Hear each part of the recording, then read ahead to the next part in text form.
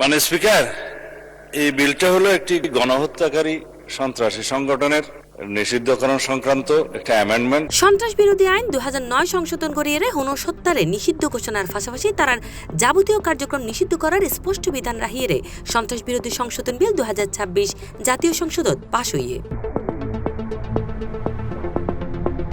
বিগত অন্তর্বর্তী সরকারের সময়ে 2025 সালের মের 11 তারিখ ওই সংশোধনী আনিয়ে সন্ত্রাস বিরোধী সংশোধন অধ্যাদেশ 2025 জারি করা হইল। পরদিন আওয়ামী লীগ ও তার অঙ্গ সংগঠনগুলোর বেয়া কার্যক্রম নিষিদ্ধ করিয়ে গেজেট জারি করা হইল।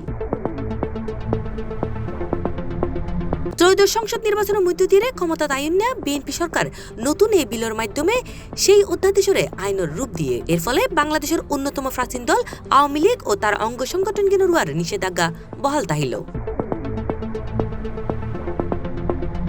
বুধবার সকালে স্পিকার হাফিজ উদ্দিন আহমেদের সভাপতিত্বে অধিবেশন শুরু হইলে স্বরাষ্ট্রমন্ত্রী সালাউদ্দিন আহমেদ বিল উত্থাপন করে। পরবর্তীতে তিনি বিল অবিলম্বে বিবেচনা এবং ফাঁসর প্রস্তাব তুললে কণ্ঠভোটত তা গৃহীত হয়।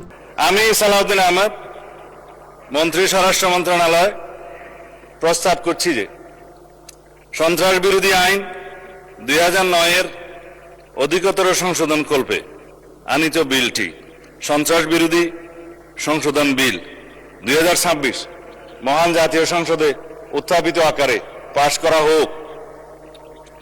সংসদের সামনে প্রশ্ন হচ্ছে, সংসদে উত্থাপিত আকারে সন্ত্রাস বিরোধী সংশোধন বিল 2026 পাশ করা হোক।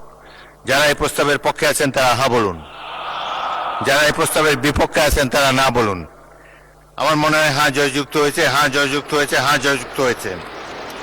অতএব সংসদে উত্থাপিত আকারে সন্ত্রাস বিরোধী সংশোধন বিল 2026 সর্বসম্মতিক্রমে পাশ হলো।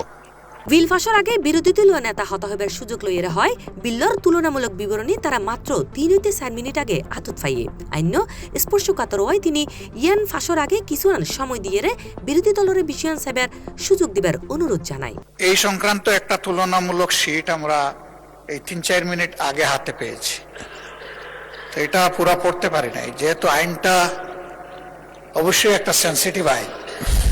আমরা কি অনুরোধ করতে পারি যে এটা পাশের জন্য একটু সময় হাতে রেখে আমাদেরকে একটু সুযোগ দেওয়া হোক।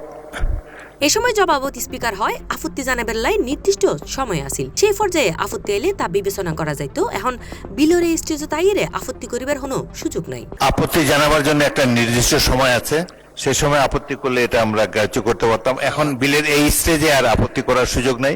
এরপরে বিল্লর পক্ষে বক্তব্য মাঝে স্বরাষ্ট্রমন্ত্রী হয় এই বিল্ল দি উগ্র গণহত্যাকারী সন্ত্রাসী সংগঠনের নিষিদ্ধকরণ সংক্রান্ত উগ্র অ্যামেন্ডমেন্ট। মাননীয় স্পিকার, এই বিলটা হলো একটি গণহত্যাকারী সন্ত্রাসী সংগঠনের নিষিদ্ধকরণ সংক্রান্ত একটা অ্যামেন্ডমেন্ট। আগের যে আইন ছিল সন্ত্রাস বিরোধী আইন, সেটা অ্যামেন্ডমেন্টের জন্য। C plus TV, Chittagong.